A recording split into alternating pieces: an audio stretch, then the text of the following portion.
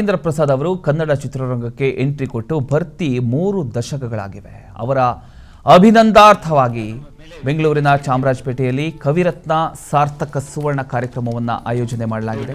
PNS ವಿಸ್ತಾರ news ಹಾಗೂ ಸಿರಿ ಕನ್ನಡ ಸಹಯೋಗದೊಂದಿಗೆ ಈ ಕಾರ್ಯಕ್ರಮ ಆಯೋಜನೆ ಮಾಡಲಾಗಿದೆ.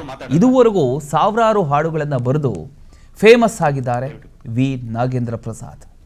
ಹಾಡುಗಳನ್ನು ಬರೆಯೋದರ ಜೊತೆಗೆ ಒಂದು ಕಡೆ ನಿರ್ದೇಶನ, ನಟನೆ, ಸಂಭಾಷಣೆ, ಸಂಗೀತ, ನಿರ್ದೇಶನದ ವಿಭಾಗದಲ್ಲೂ ಅವರು ಕೆಲಸ ಮಾಡಿದ್ದಾರೆ.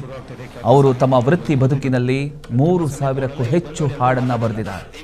ಅವರು ಚಿತ್ರರಂಗಕ್ಕೆ ನೀಡಿರತಕ್ಕಂಥ ಒಂದು ಕೊಡುಗೆ ಇದೆಯಲ್ಲ, ಆ ಒಂದು ಕೊಡುಗೆಯನ್ನು ಗೌರವಿಸಿ ಅವರ 50ನೇ ಹುಟ್ಟುಹಬ್ಬದ ನೆಪವಾಗಿಸಿಕೊಂಡು ಕವಿರತ್ನ ಸಾರ್ಥಕ ಸುವರ್ಣ ಕಾರ್ಯಕ್ರಮ ಆಯೋಜನೆ ಮಾಡಲಾಗಿದೆ. ಈ ಒಂದು ಕಾರ್ಯಕ್ರಮ ಕನ್ನಡ ಚಿತ್ರರಂಗದ ಎಲ್ಲಾ ಕಲಾವಿದರು ಈ ಒಂದು ಕಾರ್ಯಕ್ರಮದಲ್ಲಿ ಭಾಗಿಯಾಗ್ತಿದ್ದಾರೆ. ನಿರ್ದೇಶಕರು, ನಿರ್ಮಾಪಕರು, ತಂತ್ರಜ್ಞರು, ಕಾರ್ಮಿಕರು ಎಲ್ಲರೂ ಕೂಡ ಬರ್ತಾ ಇದ್ದಾರೆ. ಅವರ ಜನ್ಮದ 50ನೇ ವರ್ಷವನ್ನ ನೆಪವಾಗಿಸಿಕೊಂಡು ಕಳೆದ 3 ದಶಕಗಳಿಂದ ಕನ್ನಡ ಚಿತ್ರರಂಗಕ್ಕೆ ಅವರು ನೀಡಿರತಕ್ಕಂಥ ಅಪಾರ ಕೊಡುಗೆಯನ್ನ ಗೌರವಿಸೋದು ಹಾಗೂ ಅವರು ರಚಿಸಿರ್ತಕ್ಕಂಥ 3,000ಕ್ಕೂ ಹೆಚ್ಚು ಹಾಡುಗಳ ಸಂಭ್ರಮವನ್ನು ಆಚರಿಸೋದು ಈ ಕಾರ್ಯಕ್ರಮದ ಮುಖ್ಯ ಉದ್ದೇಶ ಆಗಿದೆ.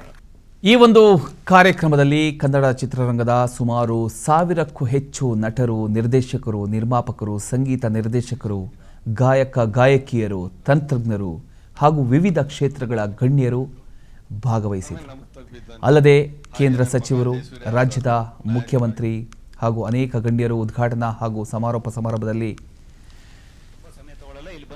ಉಪಸ್ಥಿತರಿರ್ತಾರೆ ಅನ್ನೋದು ಕೂಡ ಗೊತ್ತಾಯಿತು.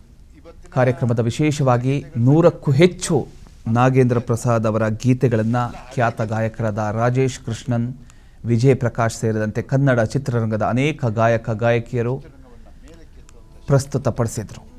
ಜೊತೆಗೆ ಹಂಸಲೇಖ, ಅರ್ಜುನ್ ಜನ್ಯ, ವಿ ಹರಿಕೃಷ್ಣ, ವಿ ಮನೋಹರ್, ಶ್ರೀಧರ್ ಸಂಭ್ರಮ, ಗುರುಕಿರಣ್, ಕೆ ಕಲ್ಯಾಣ್, ಕವಿರಾಜ್ ಸೇರಿದಂತೆ ಅನೇಕ ಸಂಗೀತ ನಿರ್ದೇಶಕರು ಹಾಗೂ ಸಾಹಿತಿಗಳು ಈ ಸಂಭ್ರಮದಲ್ಲಿ ಭಾಗಿಯಾಗಿದ್ದರು. ಅದರ ಒಂದು ದೃಶ್ಯವನ್ನು ನೀವು ಗಮನಿಸ್ತಾ ಇದ್ದೀರಿ. ಹಂಸಲೇಖ ಅವರು ಕೂಡ ಅವರನ್ನು ಉದ್ದೇಶಿಸಿ ಮಾತನಾಡಿದರು. ಮೇಷ್ಟ್ರು ಕೊಟ್ಟಿದ್ದನ್ನ ಪಂಚಾಮೃತ ಅಂತ ಸ್ವೀಕರಿಸಿ ತಗೊಂಡಿದ್ದೀನಿ. ಪಂಚಾಮೃತ ಅಂತ. ಗೆಳೆಯ ನಾಗೇಂದ್ರ ಪ್ರಸಾದ್ ಸಾಧನೆ ದೊಡ್ಡದು. ಅಭಿನಯ ರಂಗದಲ್ಲಿ ವಿದ್ಯಾರ್ಥಿಯಾಗಿದ್ದ ಕಾಲದಲ್ಲಿ ಆಗ ತುಂಟ ಹುಡುಗ ಆಗಿದ್ದವರು ಈಗ ನಾಯಕ ನಟರಾಗಿದ್ದಾರೆ. ದೇವರ ಹೆಸರಿನಲ್ಲಿ ಪ್ರಮಾಣ ಮಾಡುವ ಹಾಗಾಗಿದ್ದಾರೆ. ಈ ಬೆಳವಣಿಗೆಯ ಹಾದಿ ಇದೆಯಲ್ಲ, ಈ ಪ್ರಯಾಣ ಇದೆಯಲ್ಲ, ಅದು ತುಂಬಾ ಕುತೂಹಲಕಾರಿಯಾದ್ದು ಮತ್ತು ಯಾರೇ ಆದರೂ ಮೆಚ್ಚಿಕೊಳ್ಳುವಂತಹದ್ದು. ಆರಂಭದ ದಿವಸಗಳಲ್ಲಿ ಅವರು ಬರೆದ ಪದ್ಯಗಳು ಒಂತರಹ ಅನುವಾದದ ಹಾದಿಯಲ್ಲಿದ್ದವು.